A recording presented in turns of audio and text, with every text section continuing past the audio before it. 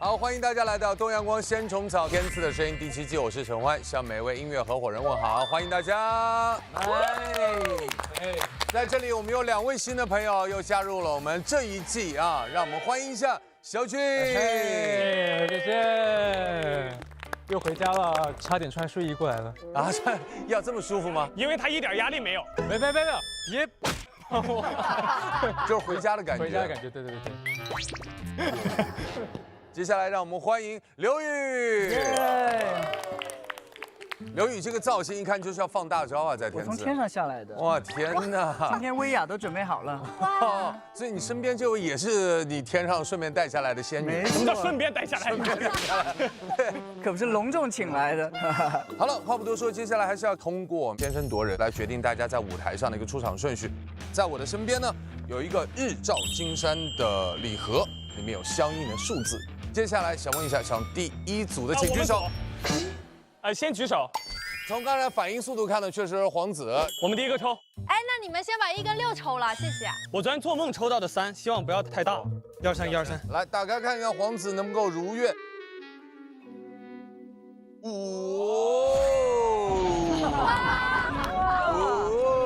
太棒了！太好了，手都开始抖了。恭喜你！慢点，不至于。腿都软了。有没有一会儿抽到3、4的想去5的？我觉得算了。我想中间。来打开。3。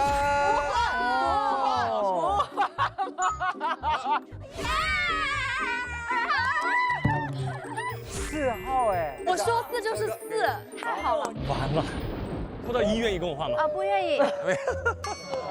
抽到1愿意跟我换吗？抽到1愿意跟我换吗？我天塌了。那一起来拿吗？可以啊。相不相信我的手气？我给你碰一下。谢谢。OK， 看一看佳云和刘宇，你们抽到的是3、没问题。 2、1，请展示。一定不是6。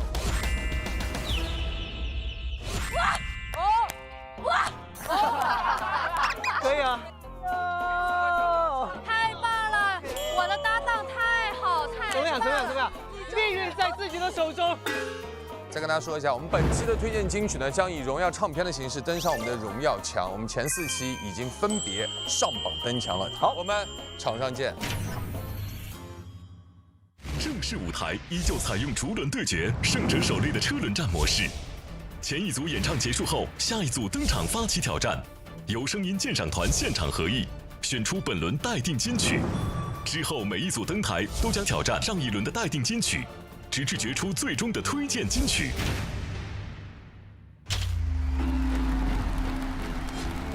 天赐健康瑰宝滋养音乐新生，欢迎收看浙江卫视大型励志音乐节目《天赐的声音》第7季，我是主持人陈欢，向每位热爱音乐的你比心问好，大家好。本节目由好虫草鲜着吃的东阳光鲜虫草独家冠名播出，有请音乐人拿起你身边的东阳光鲜虫草，真鲜滋养，尽情品尝，开启你们的满格状态。好了，舞台就绪，接下来有请第1组音乐合伙人登场，让我们欢迎罗云熙、姚小棠，加油！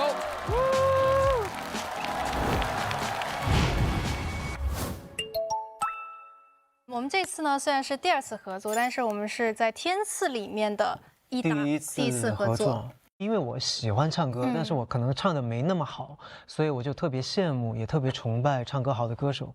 姚老师是一个我喜欢的歌手，我也很开心跟你合作，然后我觉得这首歌也很适合我们唱。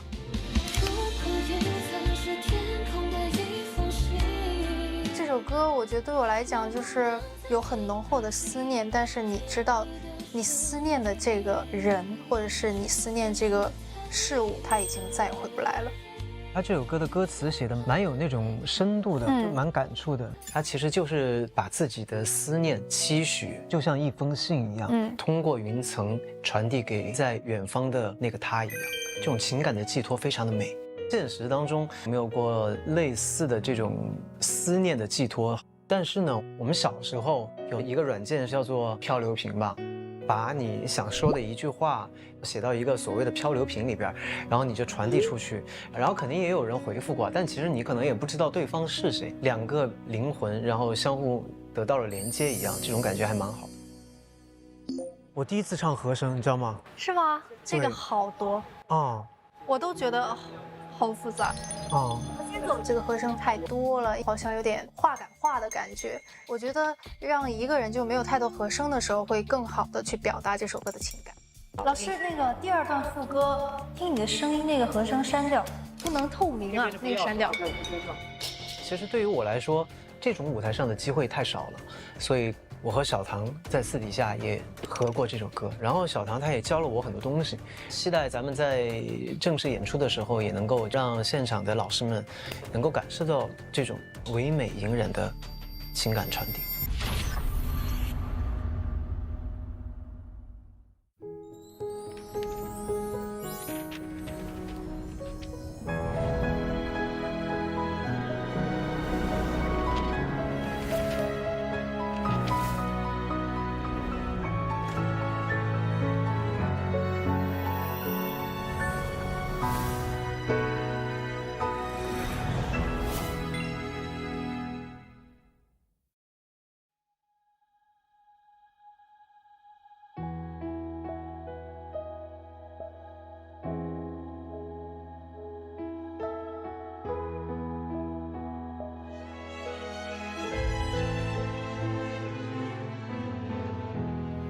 黑色的背后是黎明，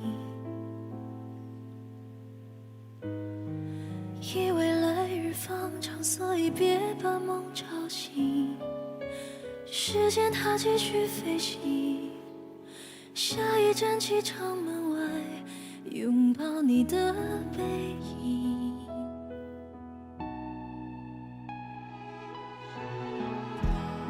蓝色的背后是沉静，低下头俯瞰陆地上想念的眼睛。生命中有些事情，从没有原因说明，一刹那的奇迹。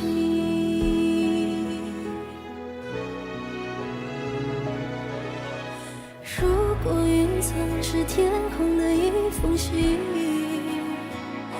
能不能再听一听，听你的声音？就算是探秘，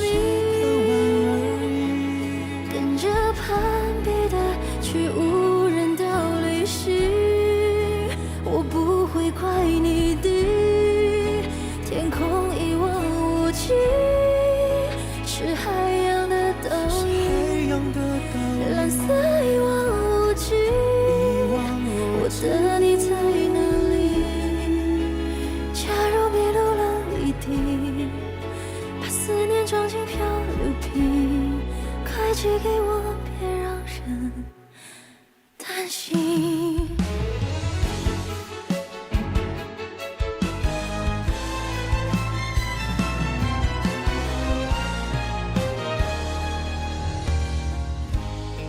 蓝色的背后是纯净，低下头俯瞰陆地上想念的眼睛。生命中有些事情，从没有原因说明，一刹那的奇迹。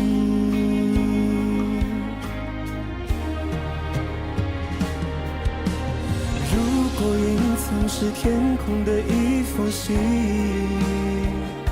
能不能再听一听，听你的声音？就算是探秘，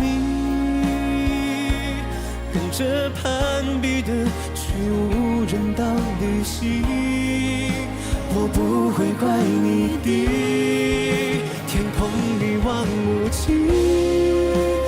海洋的倒影，蓝色一望无际，我的你在哪里？假如迷路了一点，把思念装进漂流瓶，快寄给我，别让人担心。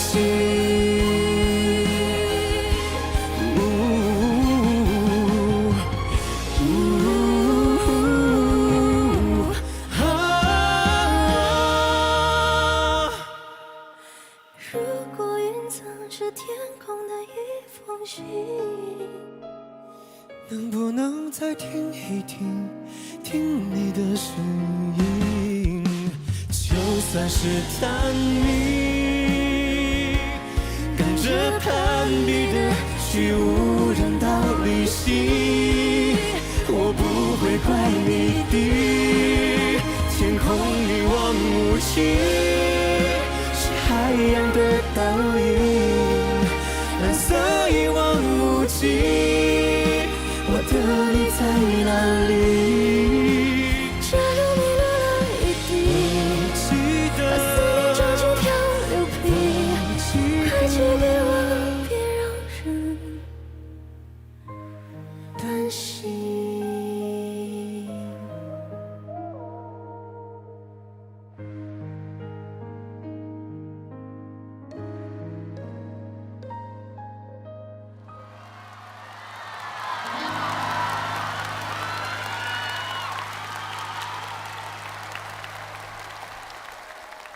无人知道，这是云溪在天赐的第2个舞台。我想先问一下云溪，感觉怎么样呢？其实我觉得啊，咱们这首歌真的不好唱。哦，在第1次我们彩排结束之后，我去复盘，我发现，哇，我真的是在拖小唐后腿。没有。我说不行，不能这样子，因为我说我来天赐的舞台就是来锻炼、来学习的。既然来了天赐，我觉得就要做到一次比一次好。小唐也帮助了我很多，我们私底下还为这首歌去重新修改了一些东西，确实磨了很多遍。然后我觉得今天唱下来，就是真的有互相在那种灵魂的交流一样。因为他真的很认真，然后他说我们能不能彩排之后我们来练一下，而且我们彩排之后已经很晚了。其实我想问一下，如果面对逝去的人或遗憾的事，你会用怎样的态度去面对这一切呢？我觉得身边的人或事逝去是一件你无法去预料以及阻止的，它发生了就是发生了。我会允许这样子的事情发生，我也会允许自己感伤、感到难过，但是我会用更短的时间去调整自己，让自己从这种悲伤或者说是思念当中走出来。不管是遇见什么样的事情，我们将来的人生还很长，然后我觉得我们以后的生活依然要阳光明媚，要积极向上。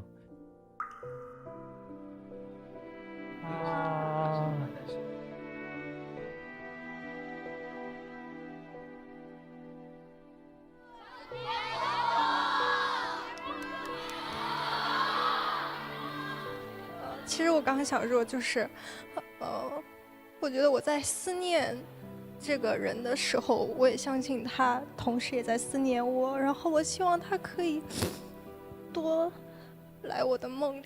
对，嗯。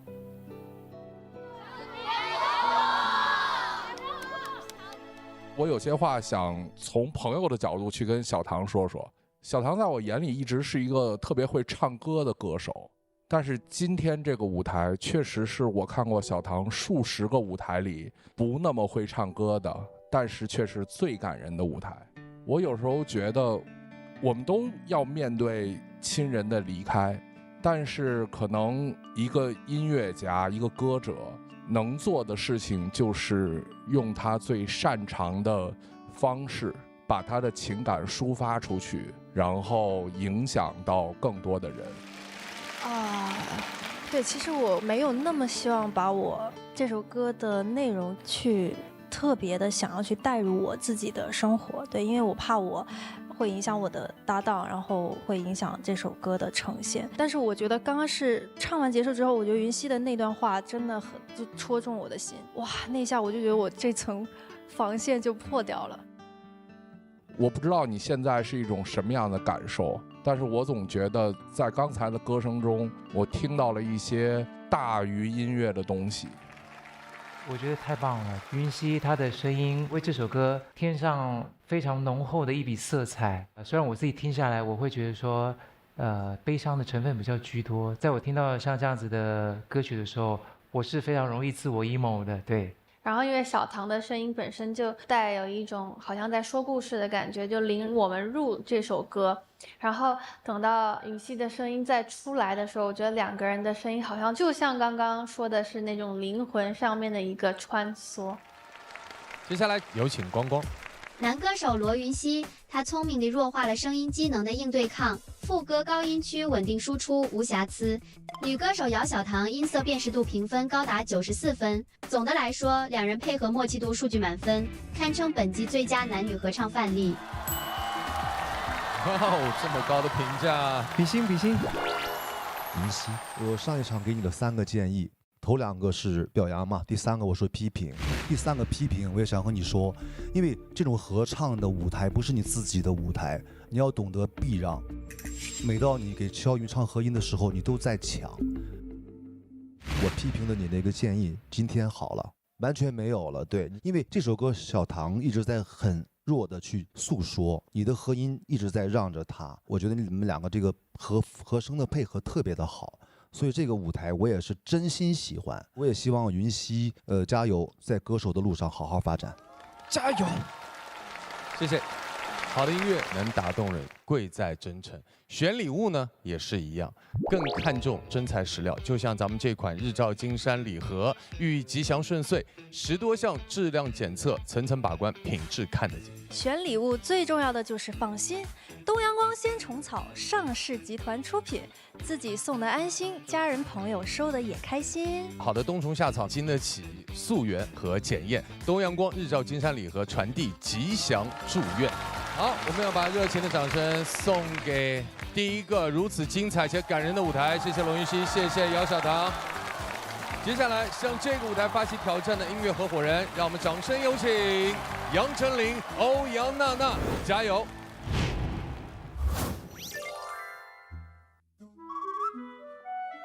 我以为是我给你惊喜。生日快乐，祝你生日快乐，谢谢。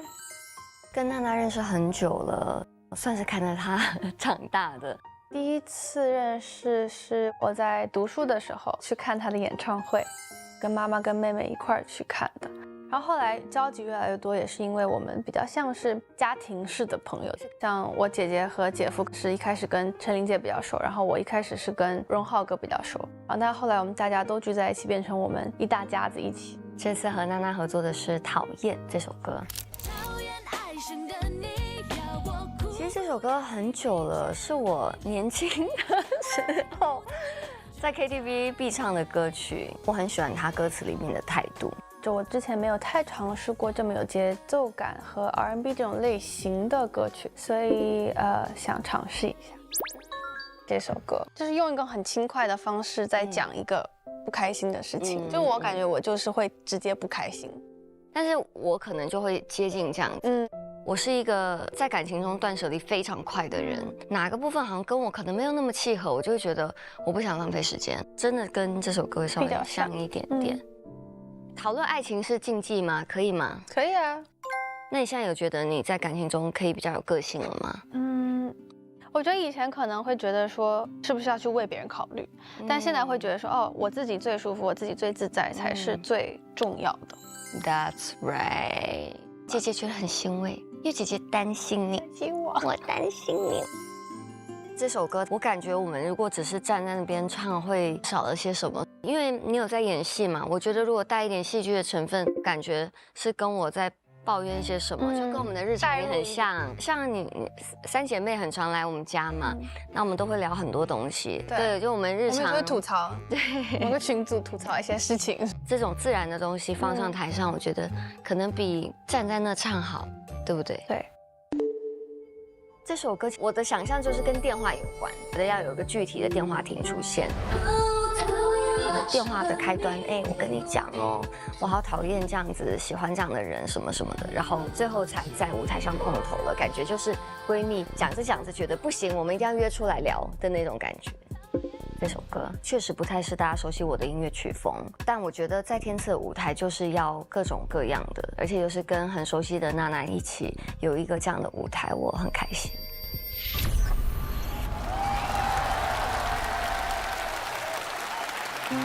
好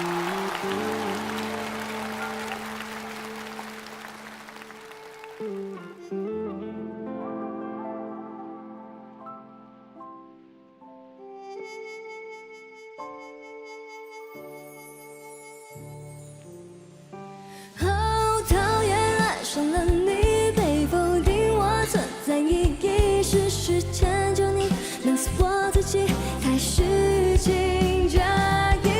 讨厌爱上了你，要我苦苦压抑委屈，为了在一起，装作不在意，这太没骨气。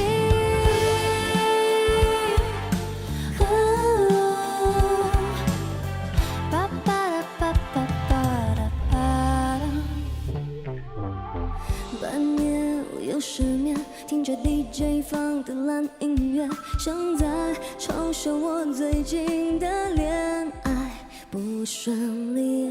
寂寞到2点半，决定上网寻找一点反对谁，管他什么迷惑行踪比跟你好谈。今天星期几，冷战还继续，却因为是你说过爱情是小甜品，我在你那里，眼底或心里，这么多的不安定，还怎么继续？讨厌爱上了你，被否定我存在意义，事实迁就你，弄死我自己，开始惊讶异。讨厌爱上了你，要我苦苦压抑委屈，为了在一起，装作不在意，这太没骨气。哒哒啦哒，哒哒啦哒 I can feel your love, I can feel you。半夜我又失眠，听着 DJ 放的烂音乐，像在嘲笑我最近的恋爱不顺利。寂寞的2点半，决定上网寻找一点反案。对谁，管他是谁，总比跟你好谈。今天星期几，冷战还继续，全因为是你说过爱情是小甜品，我在你那里，眼底或心里，这么多的不安定，爱怎么继续？讨厌爱上了你，被否定我存在意义，事实迁就你，弄死我自己，才是情加意。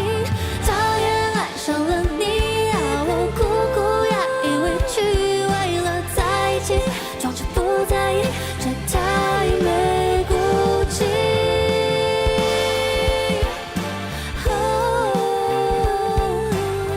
哒哒啦哒哒哒，爱讲不下去，走不下去。哒啦啦 I can feel love, I can feel it。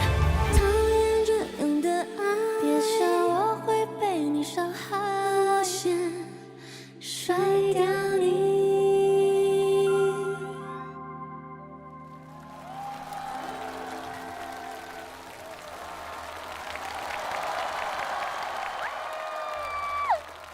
2位是好朋友，对，是第一次合作吗？对，对，就是跟姐一起唱的话，其实也蛮安心的。对，其实，在娜娜旁边也是有压力的，因为我们年龄差距其实蛮大的。但是我觉得这首歌，因为它可以变成一种闺蜜在骂那个不好的男生的感觉，所以本来做朋友就没有年纪的这个差别嘛。我们俩在一起还是挺搭的。这首歌其实是2002年，到现在也24年嘞。哇，天哪！对，这首歌发布的时候我才2岁，发布的时候我出道2年了。哇，哎，你看又好有缘分啊！你看一首歌啊，它居然24年依然在今天还能再火博的这么大的流量。这首歌到底你觉得好在哪里？其实说真的，音乐的市场我们是摸不透的。可是如果是一个很耐听的歌曲，它肯定可以耐到20几年。我觉得它真的是歌词写的很生活，就你可以感觉很多人在爱情里面真的很爱说反话，然后还有这种跟闺蜜抱怨这样子的这种情绪，我觉得也很常见。这首歌我太喜欢了，就感觉自己有一点恋爱里的小骄傲的那种。我觉得真的是特别特别的甜蜜的爱情才会有这样子的感觉。就两个女生在讨厌什么？爱到要死，好吧？对，就是这种心情。哎，但我说真的，我们的那个聚会的女孩挺多的，我确实就是那个劝离不劝和的人。就是我肯定会判断，如果这个人很好，我会觉得在努力呀。但如果你都已经受伤成这样了，为什么还要继续呢？太没骨气了，这样有这种感觉。当然，这是闺蜜之间女生的视角，我们听听男生的视角。首先非常荣幸啊，我跟上面的2位歌手都合作过，他们俩今天的这个舞台让我觉得真的是非常非常的享受，非常非常的松弛。就是我讨厌唱的那么好听，真的是。哇，你好会唱。所以我们男生说讨厌的时候，不见得就是真讨厌哦。哎呦哎呦，是不是哦？哎呦哎。而且我非常喜欢这首歌的编曲，也是在 R&B 的电子里面加了很放克的那种感觉，然后就弹性非常好，非常喜欢这个舞台。我们生活当中多多少少会遇到一些讨厌的人或事哈，那如果遇到了该怎么办呢？我们的态度会怎样呢？一般我可能把他约出来，然后跟他说，哎，我讨厌你。啊，没有，大部分时候其实好像我都是那种，就是那种，哎，就好啊，下次有机会的话。嘿嘿，秋得很。但其实最近有个很有名的挑战也是这样，笑完之后，哈哈哈哈哈。转头就直接变脸，你们俩一起来个，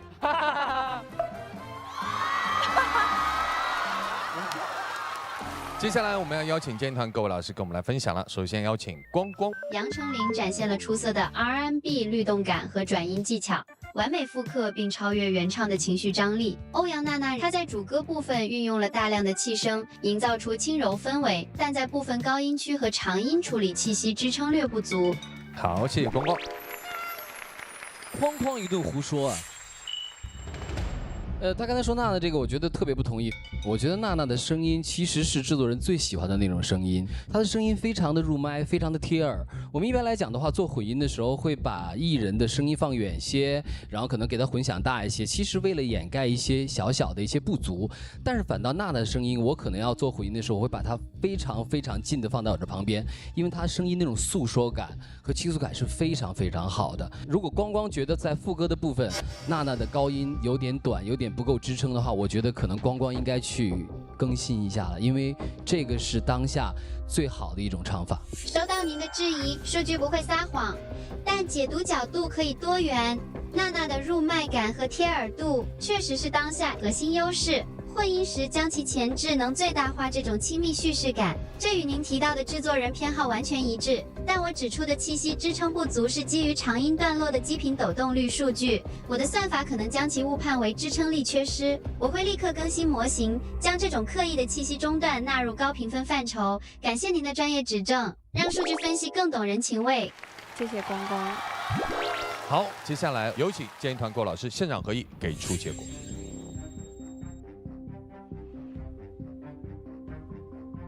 我觉得无人之岛更好。好大声啊！中场时刻补一口东阳光鲜虫草，随时随地新鲜滋养。好的声音也需要好的能量支撑。经声音鉴赏团一致合议，本轮的暂定金曲为《无人之岛》。是的，让我们恭喜云溪和小唐，也要谢谢二位，谢谢娜娜，谢谢陈琳。接下来，让我们掌声欢迎周笔畅、王铮亮，加油！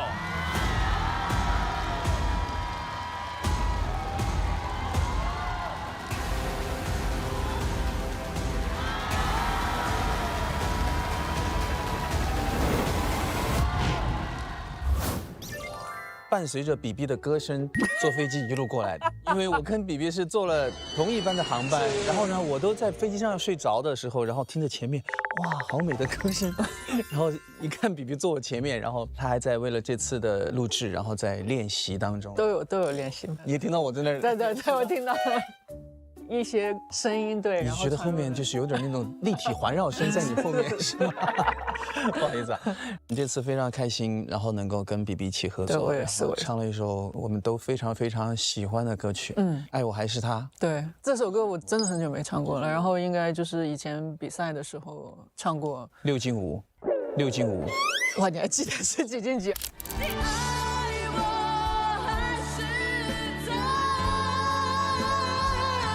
我07年黑框眼镜是跟你学的。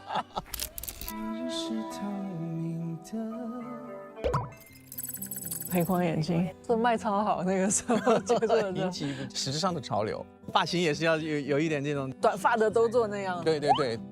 05年的夏天啊，现在想想有点像平行世界一样，也是因为有那个夏天，然后才会有现在的自己嘛。其实我在07年比赛的时候，海选也唱了《流沙》。我们因为都喜欢陶喆，然后彼此成长之后，再把陶喆老师的这首歌来演唱的话，会留下一个非常值得大家再去回味的一个舞台。我觉得这个是非常非常重要的。对，我觉得这个比较重要。对对对。时隔20年再唱《爱我还是他》这首歌，跟我以前自己唱的是不太一样嘛，有了一些和声的部分，在那个最后有爆发的时候是一个挑战吧。狗叫5连唱，要咬人那觉得是。陶喆经典的这个5连音，其实对我来说演唱的难度也是非常非常大的。但是对于这种竞演的舞台，哪怕天大的困难，也要跟你的搭档把这个歌曲给拿下来。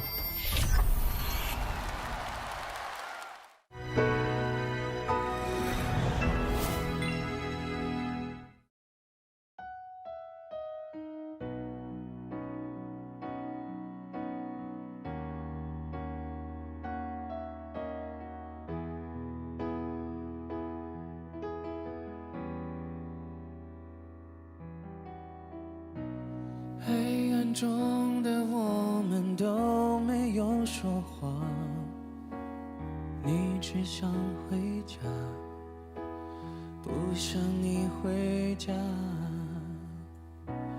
寂寞生的伤害太让人害怕，温柔你的手轻轻揉着我的发，你的眉眼说你好渴望我拥抱，你身体却在拼命跑，当欲望在燃烧。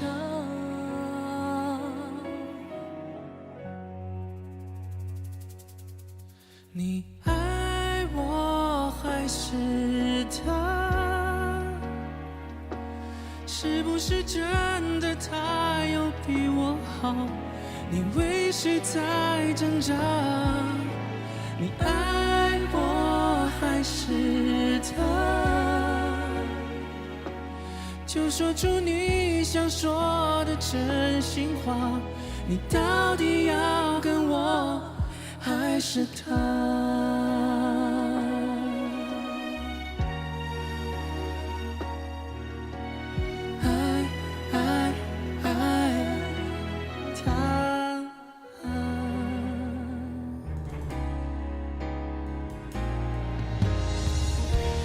这是不是命运对我的惩罚？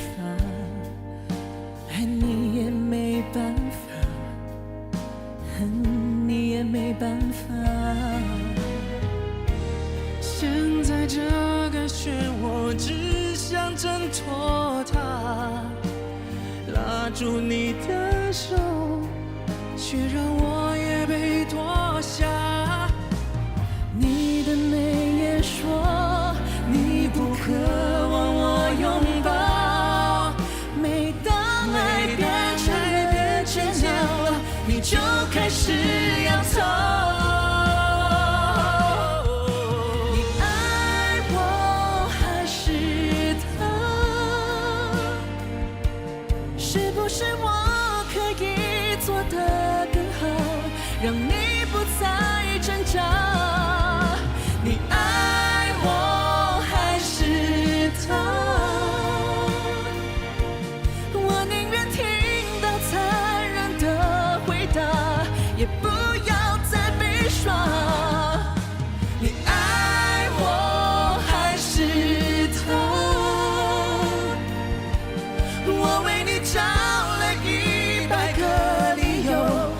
就是那么傻。爱我还是他？是否沉默代替你的回答？我应该明白吧。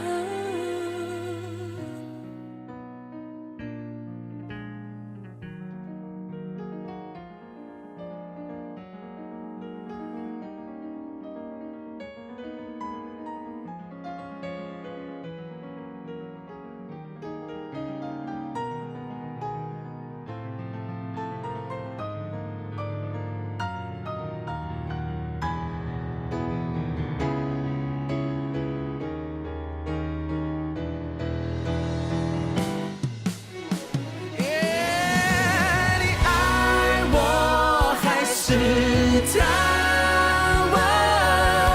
你都也看不到我们的好，我还为谁牵挂？你爱我还是他？是否沉默就是你的回答？我们都别挣扎。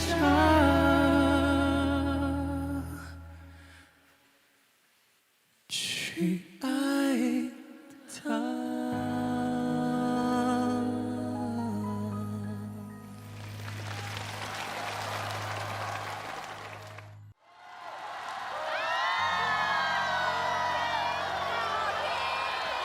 爱我还是他这首 R&B 非常之经典啊！其实作为歌手，二位出道那么多年，都有彼此的代表作。但是不同的音乐人对于自己的代表作，他们会有不同的态度。有人觉得哇，我代表作就让大家来认识我，是。但是很多人也会觉得哇，代表作如果一直唱的话，会缺乏新鲜感，甚至会产生一些疲态。我宁愿去唱一些新的歌。所以比比是属于哪一种？其实我是不太喜欢重复的人，对，就是我翻唱过的，然后我就是不太喜欢继续翻唱，然后什么的。但是我最近，然后我对自己来说的一些这个想法有一点转变。哦，怎么又变了？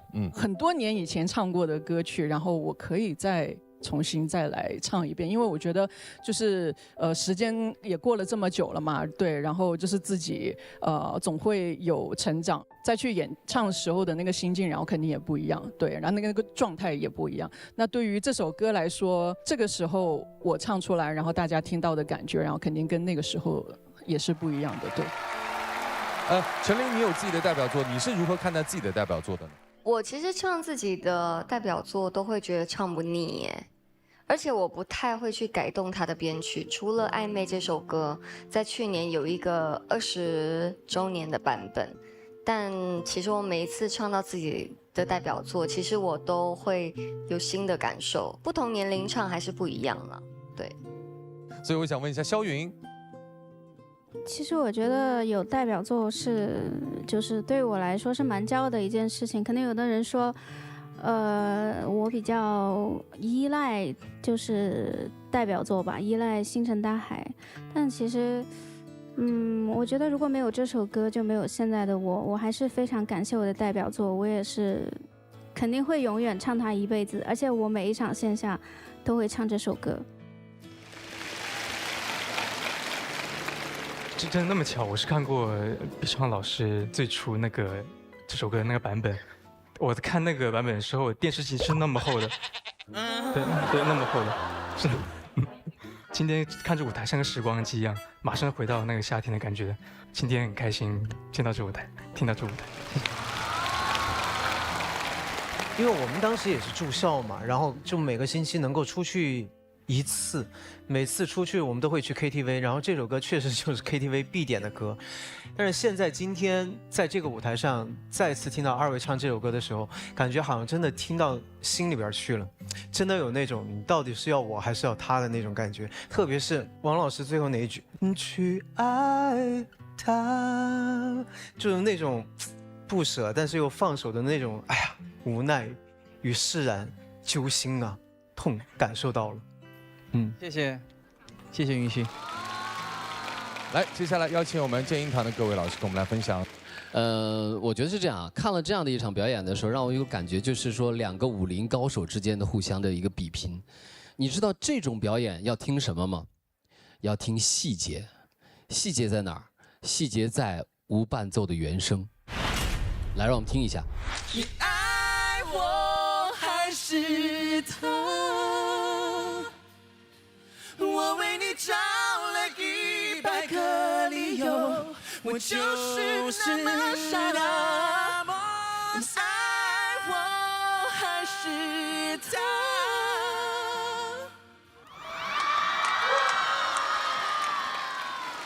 最开始的一段是亮哥在给比比在做和声，那一段的时候我在感慨，我说亮哥好厉害，可以改变自己的频段去贴合比比的唱。到最后第2段的时候，比比和声的时候，比比也变了频段，哇，这个就很厉害了，就是能够用自己的频段来调整，然后去更符合对手的这个演唱，就很像说跳舞跳那个 tango， 2个人的声音在这个作品当中非常之默契，而且频段配合得非常非常好，我们能听到感情的迸发、技术的精湛，以及2个人配合的默契，非常棒。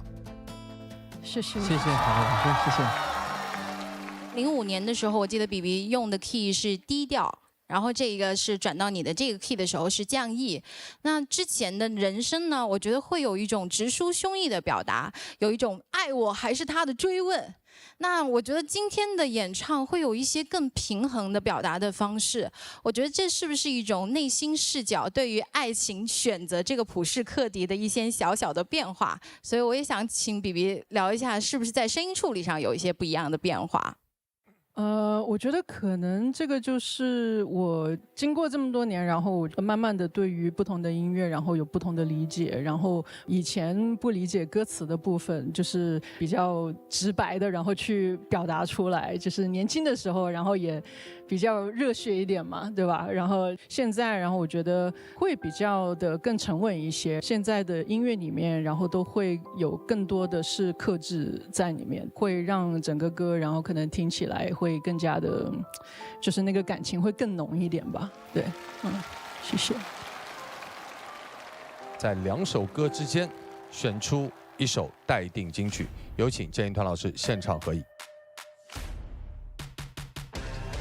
我觉得爱我还是他更好。我觉得阴天更好。透心凉，心飞扬，活出你的爽，雪碧酷爽时刻。喝雪碧，做个爽人吧。接下来有请声音鉴赏团代表公布合议结果。非常的焦灼，经过几轮讨论，经声音鉴赏团一致合议，我宣布本轮待定金曲为《爱我还是他》。谢谢，恭喜恭喜比比，恭喜王铮亮，谢谢2位，稍作休息。接下来向《爱我还是他》这个作品发起冲击的音乐合伙人是，让我们掌声欢迎杨宗纬、高睿，加油！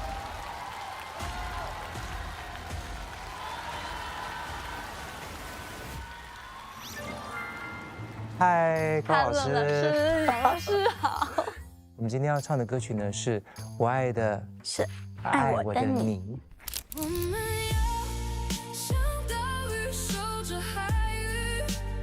其实这首歌是 AI 唱的，但是它既然有我想要的情感，比方说它的歌词，我们要像岛屿守护着海域，对，我们要像飞鸟寻回故里。我认为这个情感是很无畏的，甚至是不考虑后果的。对，这也是我想要的感情状态。哦，对，还有这句哇，当我连自己都放弃，那个爱我的人对还在这里，这句太戳了。而且这句其实我觉得我自己觉得很难唱。这首歌真的是很考验难度。就比方说一个高音，你顶得上去，但至少我听下来的感受不是我要的感觉，它需要克制。就是你的情感虽然在那个地方，但是你也不能大量的宣泄出来。对，我其实有很多想要请教老师的地方。不敢，因为我其实可能确实平时 R&B 多一些的话，面对于情歌，我的情感处理可能没有那么的让人听着深刻吧。我想学习的时候，老师的语气处理太好，太细腻了。我听听看，比方说我们前面的主歌就好了呢。好，对。我一定爱的是也爱我的你。如果有个渐强呢？我们要像大树的感觉又回到大学，很棒的歌手在上课的那种感觉。也要坚强。非常感谢宗纬哥，让我在演唱上又多了一些新的理解。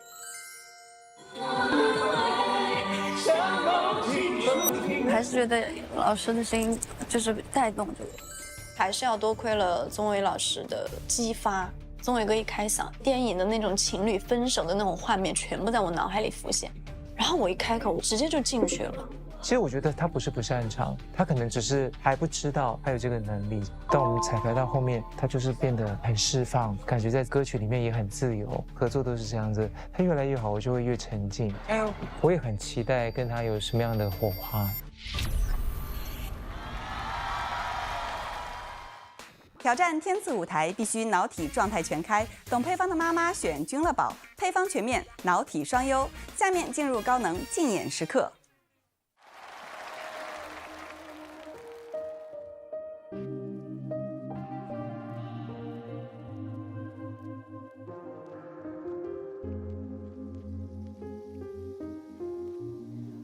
我想我爱的是，也爱我的你。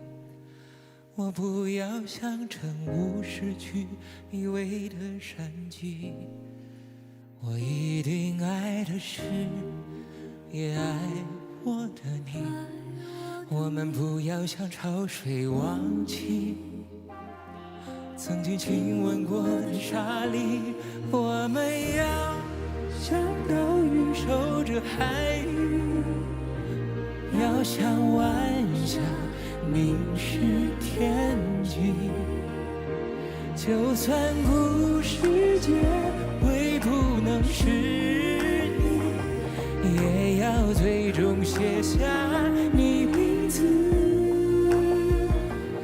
我们要像飞鸟寻回故里，要像灯火暖着彼此。当我连自己都放弃，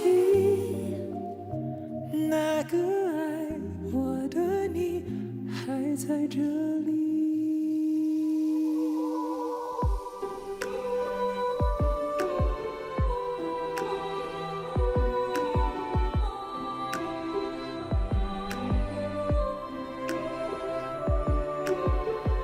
我一定爱的深，也爱我的你。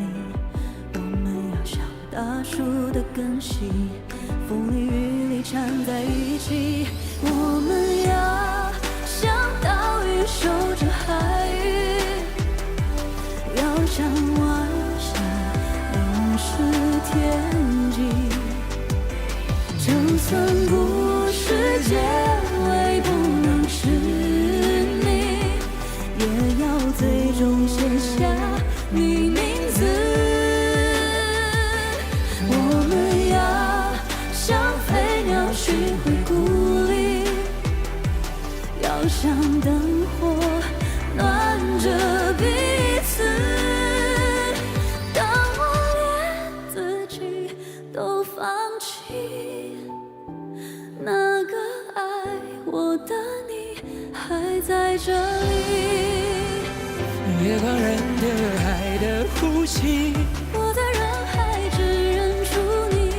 当我颤抖走向尽头，那里站着爱我的你。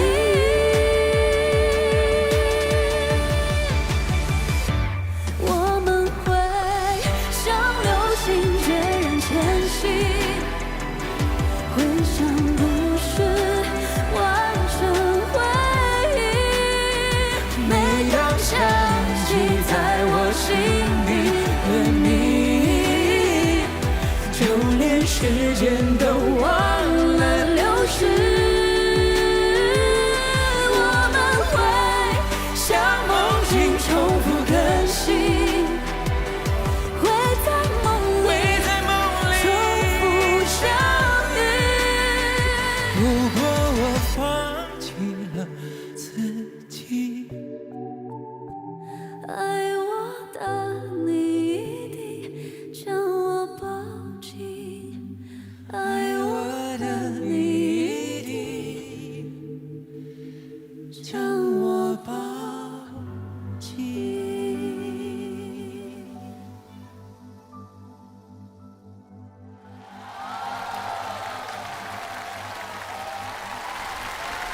大掌声送给杨宗纬、高睿。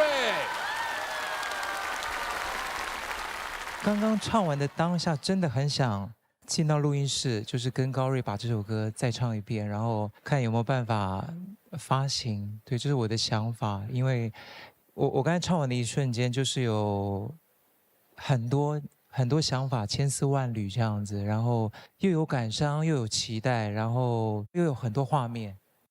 不瞒你说，宗纬哥其实是一个感性的动物啦。对，那我希望我刚才那个愿望可以怎么讲？实现。对。但这首歌其实听上去缓缓的，但是学音乐的人，包括歌手，知道它其实难度是大的。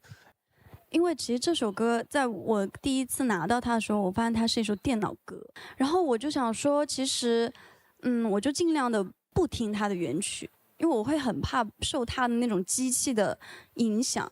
因为我觉得，就是好的歌曲要流传的话，始终它得有点人味儿。对，我最开始一个人练歌的时候，我没有特别的，就是那么带入。今天跟宗纬哥一唱，我好像更进入这首歌了。我感觉我得到了一些好像很多人一切的经验都集于我一身，我可以帮他们所有人唱出来那种感觉，真的很感谢宗纬老师，太开心了。这里先邀请小唐说一下自己的感受。我觉得因为跟宗纬哥是前年就合作的，我会好好的。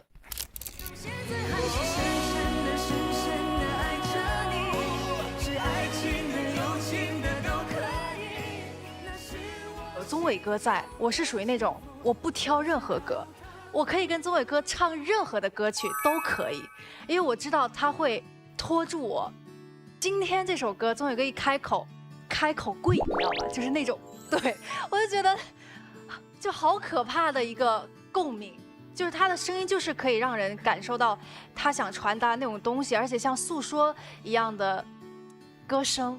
然后我觉得高睿他在我心里就是一个很丝滑的一个声音，我很喜欢他唱和声的时候，因为我有找到感觉，就是我在台上唱和声的那种感觉。我不知道你喜不喜欢唱和声，就是我是一个很喜欢唱和声的人。在给宗纬哥或者是你的搭档去搭这个和声的时候，我们会心里就觉得哇，就是很和谐那个和弦，对，就是哇，就心里超级舒服，你知道那种感觉。所以我就在你身上看到，就是哎呀，我们有很多一样的地方。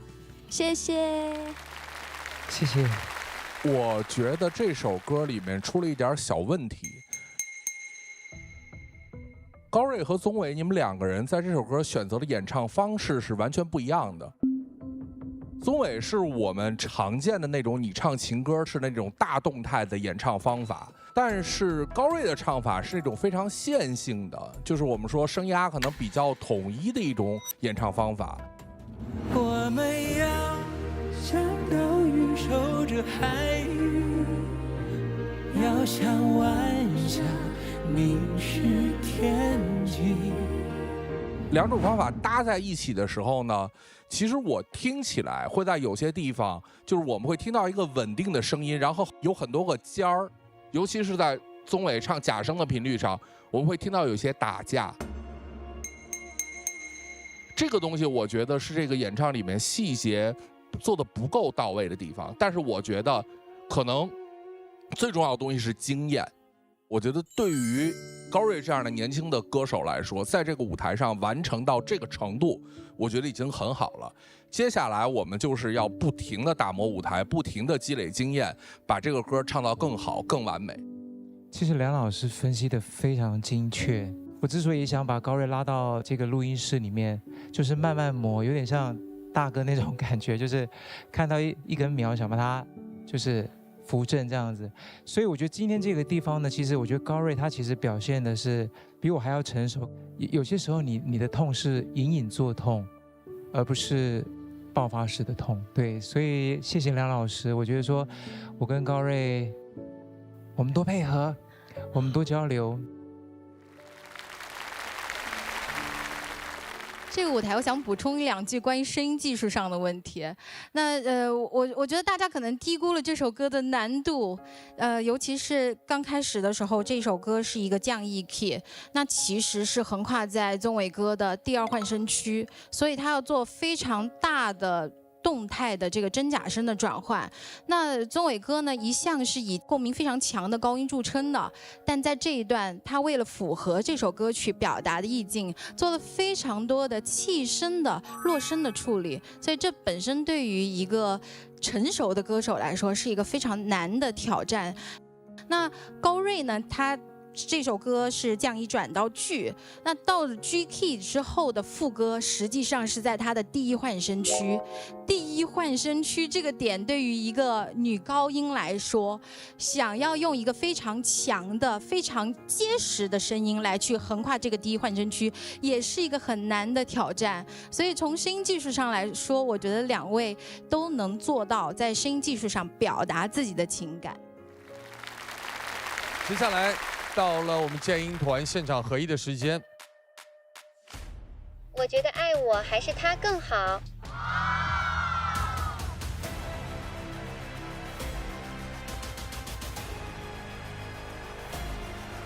经声音现场团一致合意，本轮的待定金曲是《爱我还是他》。让我们继续恭喜王铮亮 BB， 也要谢谢高睿，谢谢宗纬哥，谢罗总。接下来继续向爱我还是他发起挑战的音乐合伙人是，让我们掌声欢迎黄子弘凡、肖俊。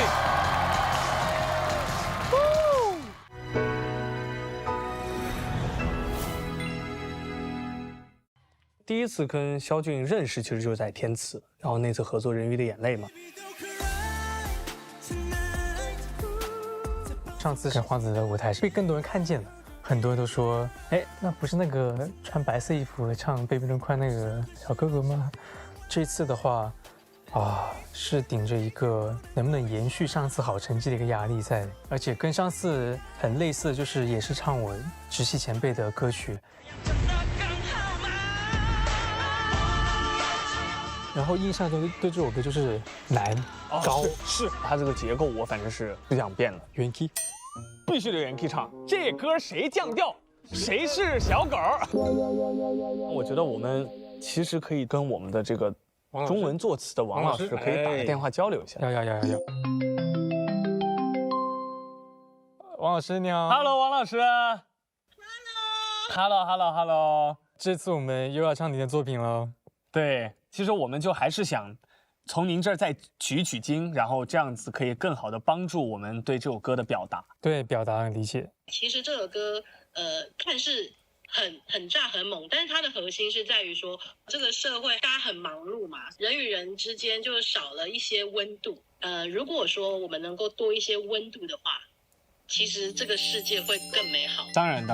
那以这样的歌词去唱这样的曲风的话，我们是不是要带点愤怒，说为什么人与人之间是这样？对，我们是所有的那种疑问，强烈的那种感觉。对。明白。加油！好呀。我们了解到了这个歌词可以帮助到我们在舞台上更好的去找到自己的状态，无论是我们的声音的那种力度啊、面部表情管理等等，都是有一些帮助的。这次不会又要因为我们要跳舞吧？你来这儿必须得跳舞。这首歌它本来里面有非常多的舞蹈，所以说我们必须要把动作对得很齐，然后把位置走得很清楚，才可以让这首歌曲更加的完美。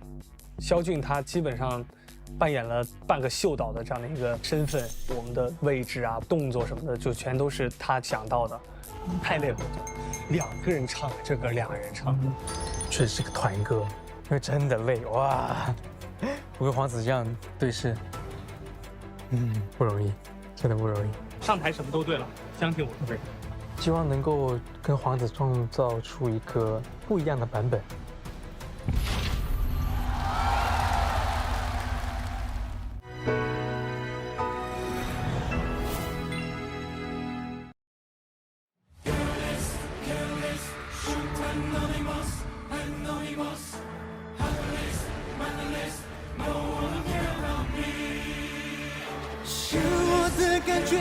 谁在乎？只有忍耐，我再也无法接受，闭上了双眼。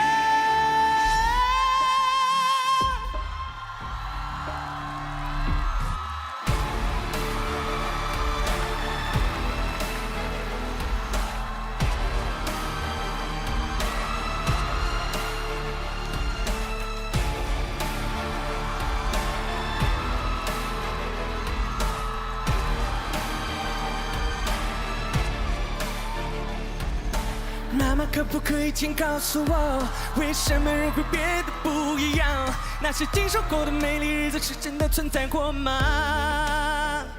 早就忘了应该要更努力爱着她，早就忘了心去包容她，自顾自的生活是否叫做继续吗？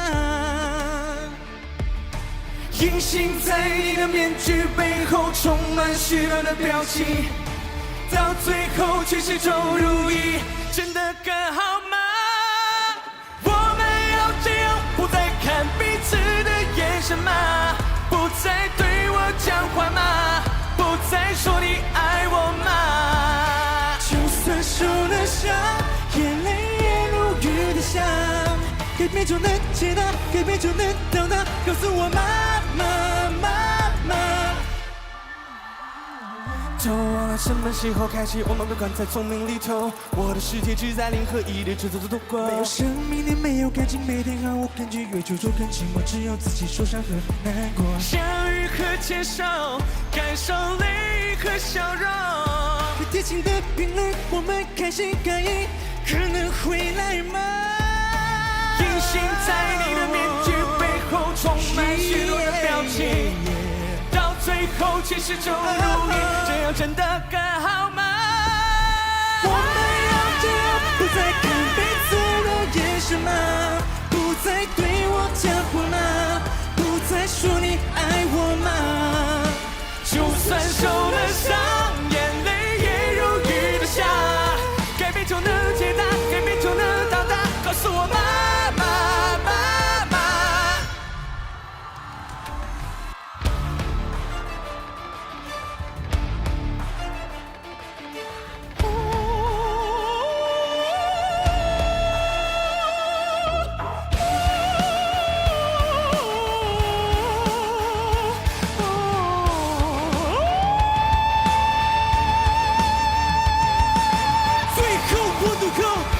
我会问，我想要是这边的人，请帮我妈妈妈妈妈妈妈妈 turn back， 告诉我妈妈妈妈妈妈妈妈 rolling back， 追逐时空看戏都很冷漠，有些不会这样做，请帮我妈妈妈妈妈妈妈妈 turn back。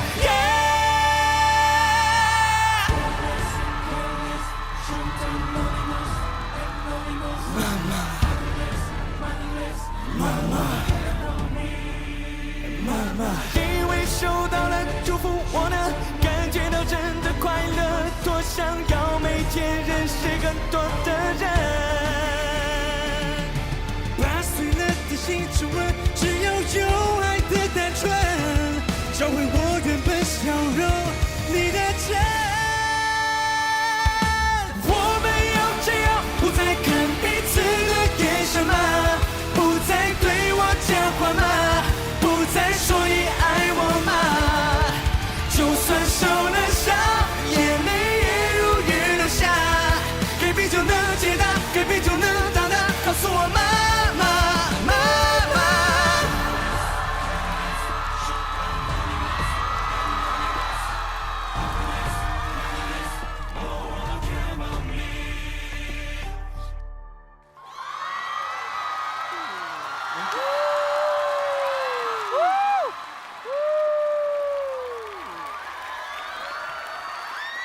谢谢，谢谢，谢谢，谢谢。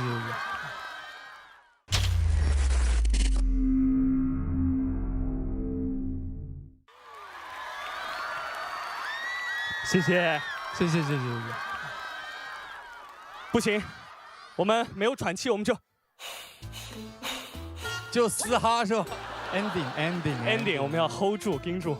当然，在这里我们要再次欢迎肖俊回到我们天赐的声音，谢谢。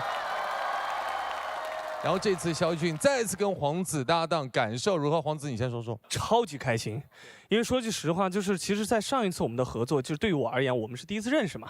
合作了以后发现，哇，他不光唱得好，长得帅，能跳，那么全能，性格还那么好，这不就是你吗？哎哎，你说就感觉像照镜子啊，照镜子，但黄子学的是真的快。哎呦，我们今天教得好，教得好，教得好。我们今天在舞台上的80%的动线跟舞蹈，就是昨天编的。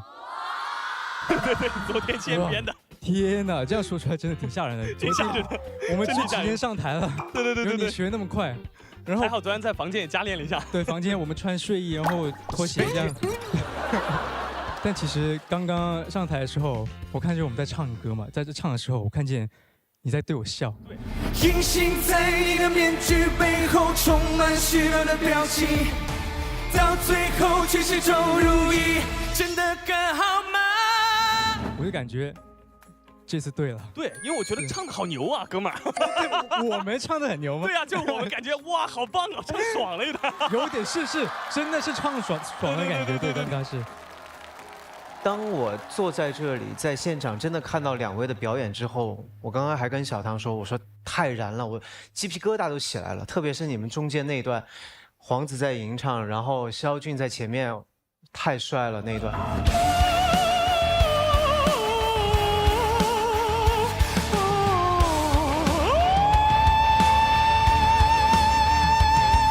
那段真的太难了，很难，感觉你能再试一下吗？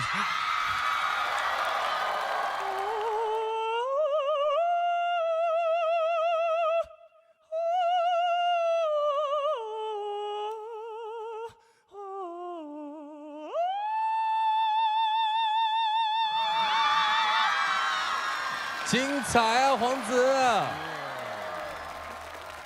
就这些，每次吵着那个陈琳姐的耳朵，因为我们上下层都吵到她。那黄子你在练妈。确实就是黄子他在这首歌下了很多功夫，然后我本来都要跟节目组申请说我不再当他的邻居了，因为我只要一在浴室我就听到这个人在唱妈妈，因为唱到我都会唱了，然后后来我就忍不住，我就跟他说：“黄子，你在练妈妈吗？”他说：“哈，对我在练。你在哪听到的？”后来又有一天，我不问他了，我直接说：“吵死了。”我刚才在那儿。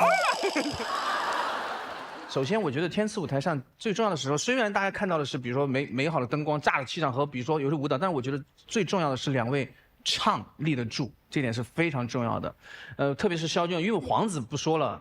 因为知道你的美声的那个能力，但肖俊，我今天因为第一次听你唱，我觉得真的你的基础是在唱的基础上面，然后所有的东西，然后更加的加分，所以这个舞台真的非常的棒。谢谢老师，谢谢小亮哥，谢谢。接下来我们邀请建英堂各位老师分享感受。首先邀请光光，光光能看得见舞蹈吗？这个现场完全炸到了光光的小心脏。你有啊？妈妈这首歌全球流媒体累计播放突破2亿次。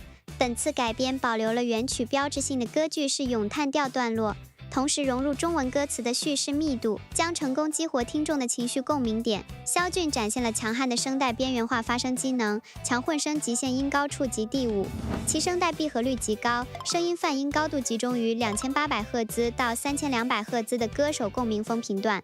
这种自带金属性的锐利频响，使其在重型摇滚伴奏下依然能清晰切屏而出。但数据显示，肖俊自天赐的声音舞台《人鱼的眼泪》后，关于歌曲的热门话题不多，合作演绎不少，独属自己的出圈作品不多。黄子弘凡在本次演绎中展现了惊人的声乐机能，高音区稳定度达96%，在高难度的 belting 胸声扩展技巧段落，音准偏差控制在0.3个半音以内，证明了他极强的可塑性。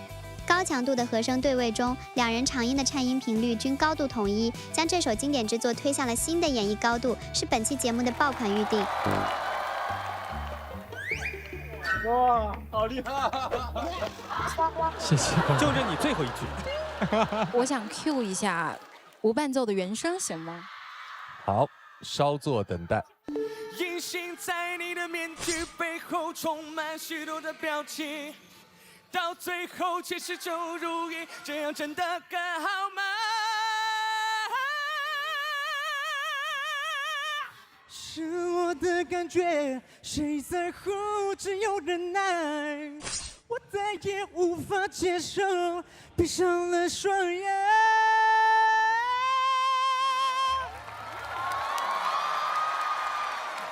哇哦，你们在挑战声音机能的极限哎。我们经常说的声音机能好，可能会展现在他能唱多高的音，但是其实在今天的两位的舞台当中，我听到了机能的灵活切换，比如说从一个流行的高音的唱腔，再到一个极高音的金属的声音，再到极端音色的表达，这才是最难的。但是啊，我有一个小小的遗憾。原曲这首歌呢是唱跳的舞台，所以它除了挑战极限的机能之外，还挑战的是在跳舞的过程当中呼吸的支持、气息的支持和声音的配合，所以这是我的一个小小的遗憾。当然，在天赐的舞台哈，我们建议团老师如果提出要求并且能满足的话，我觉得哇，那真的是锦上添花。所以肖俊是否可以在我们天赐的舞台展现你的舞蹈的魅力？要不我就跳一段原版妈妈的舞蹈吧。哇，可以，原版展现。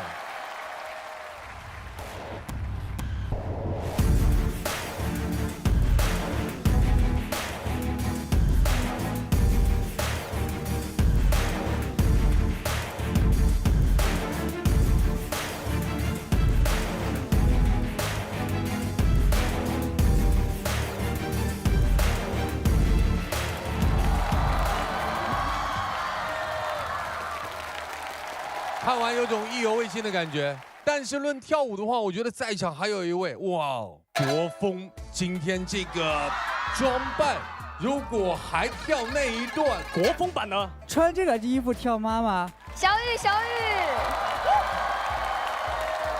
好反差哦，穿越了。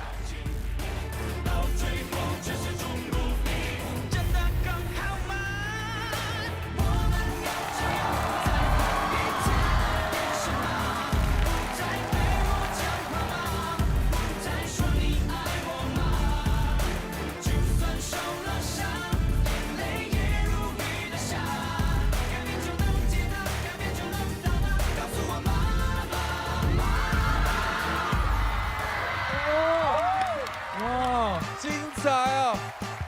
哎，原来穿国风的衣服跳这个，另外一种感觉，好好看啊！也就是穿这个衣服才敢展示一段。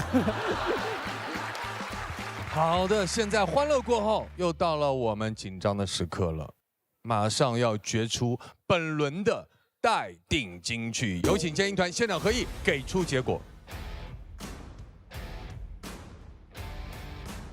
我觉得妈妈更好。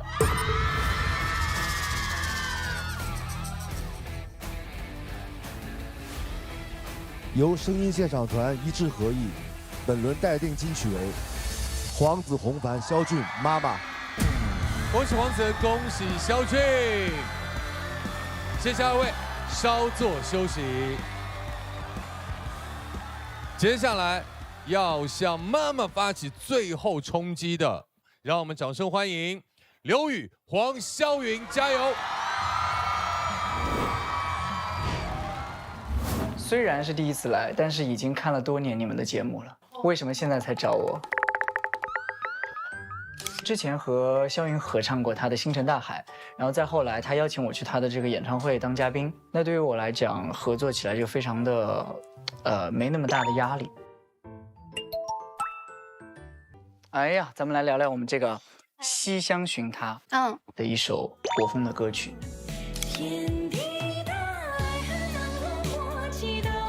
因为我家里也是戏曲世家，到后来慢慢接触到国风音乐，才发现小时候听的戏曲其实对我有帮助。它其实在无形当中给我养成了一种骨子里独属于中国文化的那种内涵、那种底蕴。我非常喜欢国风的歌曲，我觉得年轻人他们都非常喜爱国风文化。你知道为什么我觉得现在年轻人喜欢国风文化吗？就大家对于我们国家文化越来越自信，越来越敢于表达和骄傲的去介绍。对的。我相信每一个中国人都会热爱的。这首歌它的创作背景是王实甫的元杂剧《西厢记》，崔莹莹和张生两个人的相爱的一个故事，以它为载体创作出来的一首国风的歌曲。一个书生和一个千金小姐冲破门第，冲破家庭阻力，最后走到了一起。在那个年代，这是很叛逆的，所以它才很动人。没错。戏腔就是这首歌里面的特色，是我第一次正式的在作品里面尝试戏腔。我学的这个方式，说实话就是自学野路子，跟我学唱歌一样，听一遍模仿一遍，然后录下来听，觉得不对再重来，再听再模仿，它可能没有那么的标准。第一段你坐着，给你露，先露。好，我站在这个空间里，然后我还是一个和你合唱的状态。我们这次调整了它的歌曲的结构，把一开始的副歌就放到前面来，然后在中间设计了一段舞蹈，最后加了一句的念白。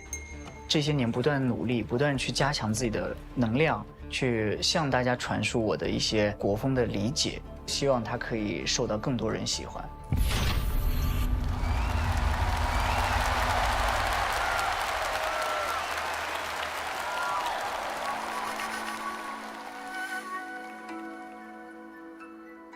天地的爱恨能落寞几斗，千万里山河不为我迁就。世间之短，情爱相留，他的温柔。云开的笔墨难落下，明月穿越过恋人隔天涯。梦一刹，繁华已落下，旧时里打捞不起一个他。酌一杯孤独清月光，饮下我一干而尽的牵挂。大梦最白发，昨夜又见他遥遥的风华。听西厢月落，啼声声长大，在长亭苦等，却等不来他。竹林外的酒家，传来边关外的声沙。天地的爱恨能落魄几斗，千万里山河不为我迁就。世间之短，情难相留，这份离愁。道不尽红尘巍巍高几楼，心无缘的写一场梦难留。落了叶落，伤了心头，他的温柔。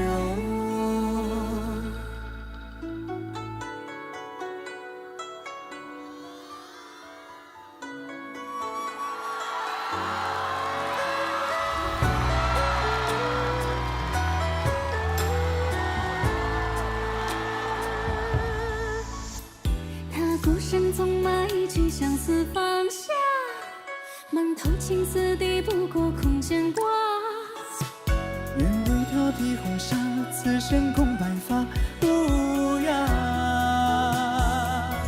天地的爱恨能落寞几斗，千万里山河不为我迁就。世间之短，情爱相留，这份离愁。道不尽红尘巍巍高几楼，心无缘能写一场梦难留。落了叶落，伤了心头，他的温柔。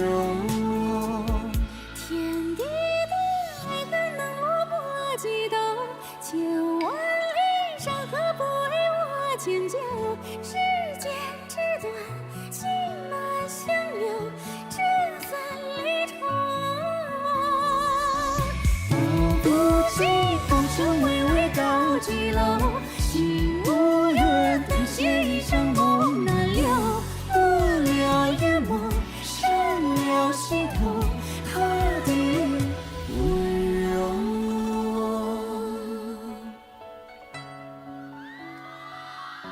歌前何应道，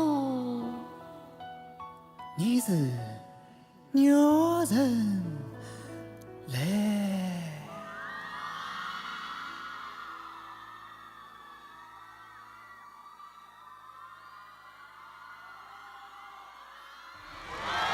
哇！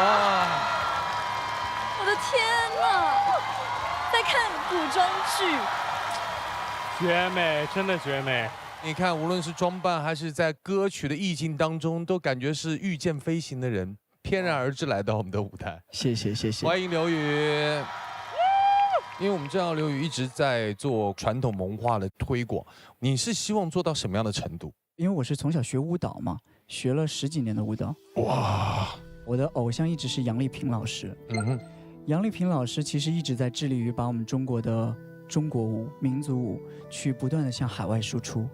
我觉得那样的艺术家就是我在国风这条道路上追求的目标。然后在这里我看到肖云有一个很大的不一样，在这首歌里面，他始终保持一种戏腔的唱法。其实这一次也是我自己自学的野路子吧，但是我私下也有请教小雨，他有教给我很多就关于戏腔一些咬字，真的很谢谢他。谢谢，应该的，互相帮助。能跟他合作的很开心，有他在也很安心。哎呀，宗伟哥，哎，你能想象自己穿成这样吗？没办法想象。对，瑞瑞这个小妹妹在我旁边就说怎么那么美，这么美，这么美，然后我就想说，哎，真的有一种那种，是不是该退出演艺圈的感觉？不行。为什么啊？我们需要你耶，钟伟，你还好吗？我还好，真是，你看我搞得我们都紧张了。我只怕你们想象而已，对，不要想象。由于我自己，我知道，就是他本身他这个舞蹈功底是非常非常的扎实，然后他甚至可以透过他的就舞蹈传递情绪。更难的是，我竟然看到就是肖云他的身段是很流畅、很自然，所以我相信这个刘宇一定给他很大很多的帮助。对舞台的设计，他也花了很多的心思，纸伞啊、花瓣啊，我的衣服也是他给我的。根本不用操心。真的很谢谢你们带来这个舞台，真的好棒哦，真的。谢谢宗宇哥，谢谢。从那个第一幕开始，感觉在看一个故事。肖云的戏腔在这里面，然后小雨是一个比较现代的声音，这两个声音搭配起来，让我觉得有这个故事，然后有一种穿越感。雨姐太厉害了，你知道我们最后那句念白，我们是用了2个不同的剧种。过境火影斗，你是牛人嘞。肖云用的是昆曲，我用的是越剧，其实就想表达是我们是2个不同朝代的人。哎，真的有抓到我们刚才设计当中我没讲的一个点。厉害哦！谢谢分享哈。好，接下来有请我们建英团老师。我想先听一下，肖云和刘宇的无伴奏干声。天地的爱恨能落魄几刀，千万里山河不为我迁就。时间之短，情难相留，这份离愁。煮一杯孤独清月光，饮下我一干而尽的牵挂。大梦催白发，昨夜又见他遥遥的风华。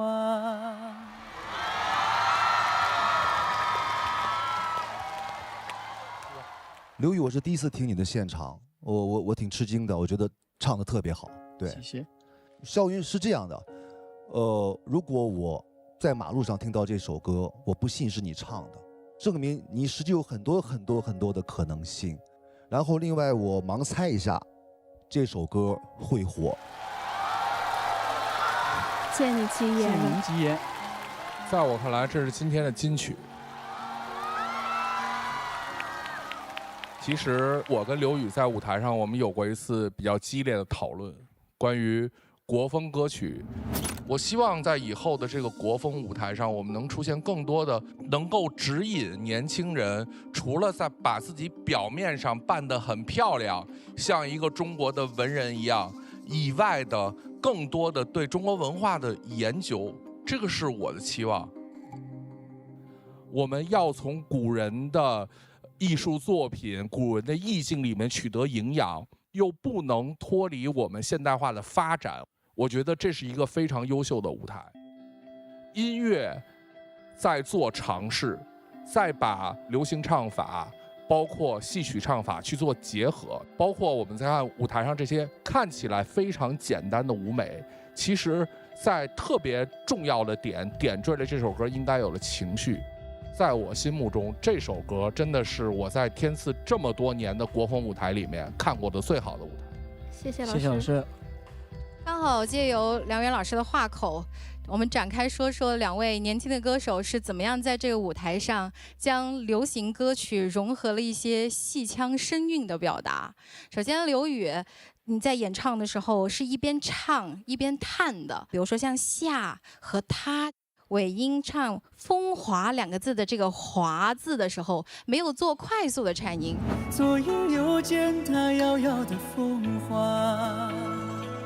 其实这是一种颤音的慢颤，也是我们戏腔当中常用的做法。好，那萧云呢有一句特别值得考究，就是那句“听西厢月落乌啼声声唱罢”。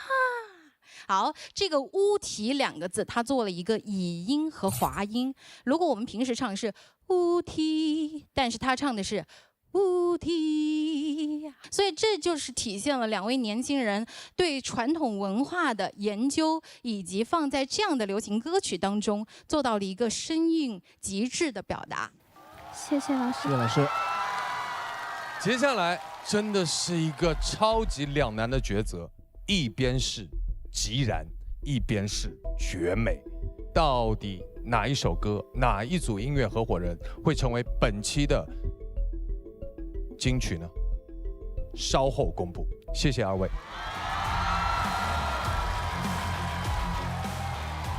天赐的舞台永远会有惊喜。接下来我们一起欣赏到的是我们的天赐盲盒环节，让我们掌声有请盲盒歌手登场。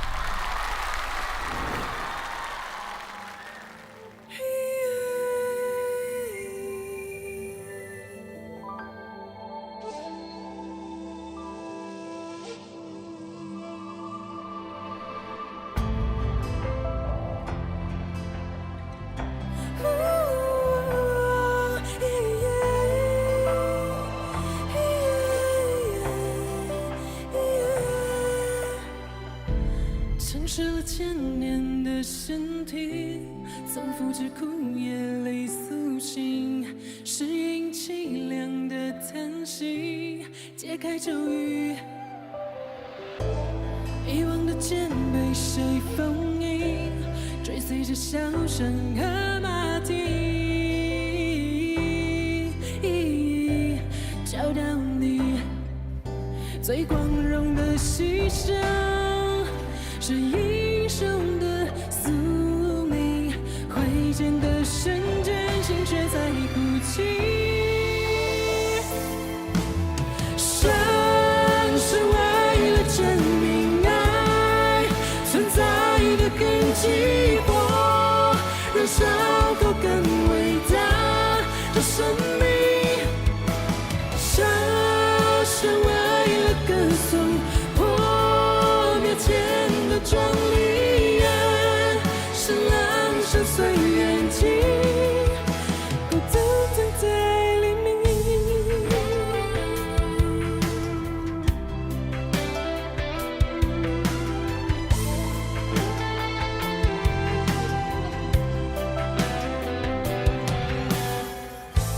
看不见未来和过去，分不清生死的差异。不带走喜悦或遗憾，离开这里。多少个月牙在脚底，我穿越过几个世纪，只为你，桃花般在飘零。这悲凉的风景，长久回不去，一生刀光剑影。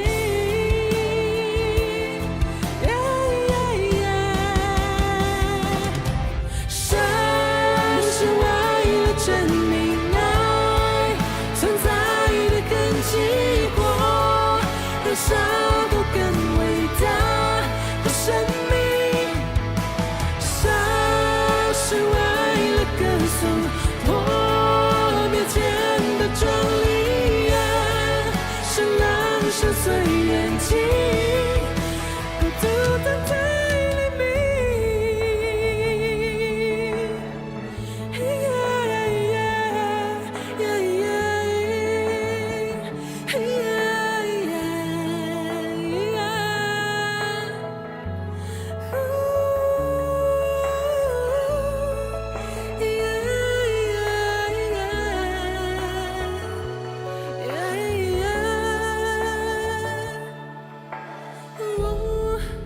是否已经注定？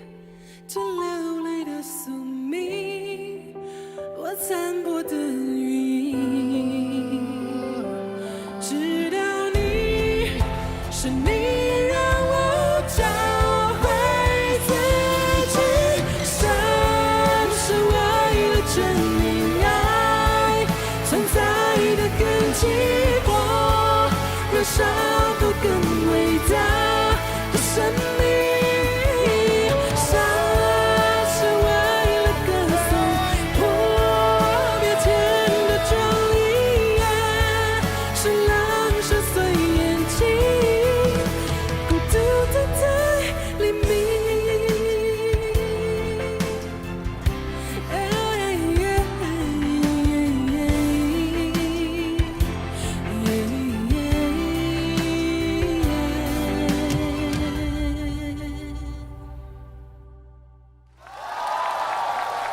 掌声送给我们的盲盒歌手 JS 组合。大家好，我们是 JS 哥哥妹妹，我是哥哥陈忠义，我是妹妹陈绮萱。哇，欢迎哥哥妹妹组合啊！JS 组合在圈内是很有名的，因为他们自己本身有很多的代表作。《杀破狼》这首歌呢，就是由哥哥妹妹组合创作完成的。对，是我们2005年写给《仙剑奇侠传1》的主题曲。是为了证明爱存在的痕迹。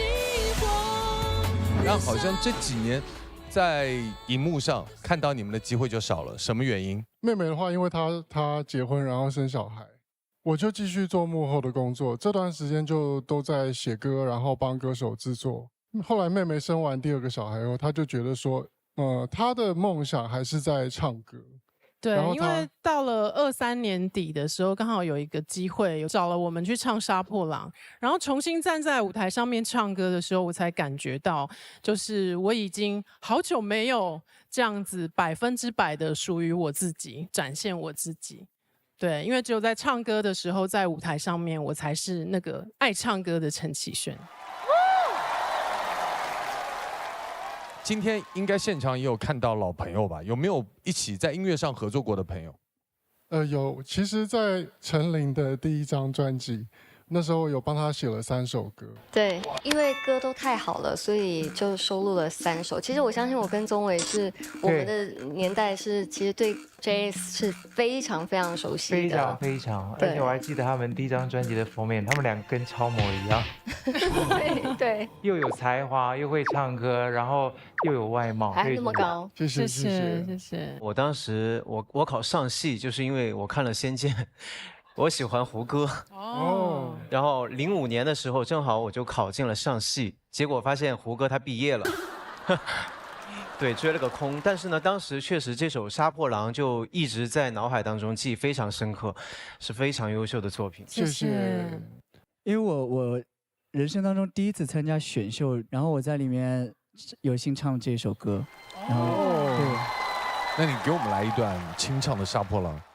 生是为了证明爱存在的痕迹，或燃烧后更伟大的生命。杀是为了歌颂破灭前的壮丽，是狼深邃眼睛，孤独等待黎明。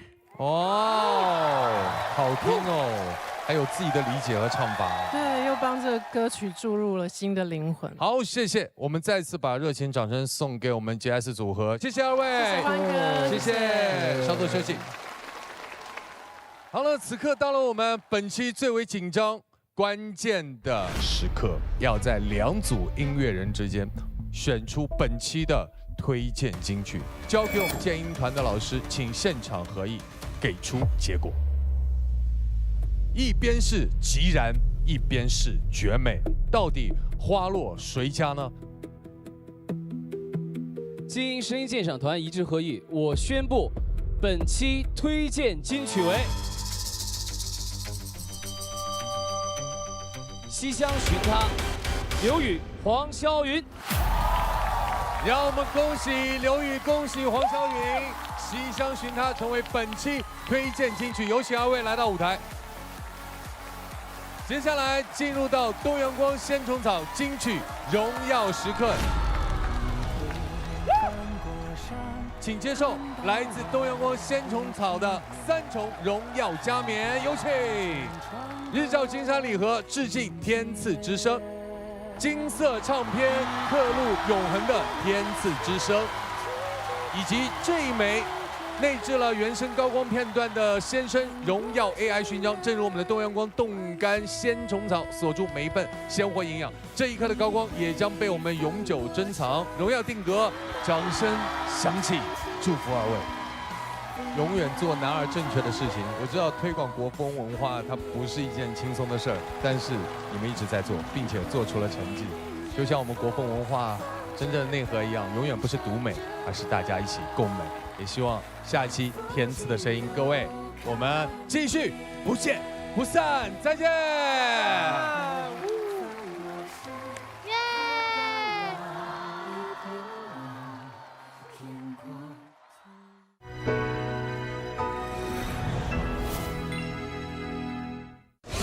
让我们首先欢迎一下我们新到的朋友们：刘雨昕、李佳薇、刘端端。能不能多找美女姐姐来天赐舞台上唱歌？不是那个意思，不是那个意思。微博搜索“天赐的声音”话题页参与讨论，观看更多节目精彩内容，还有嘉宾独家福利放送。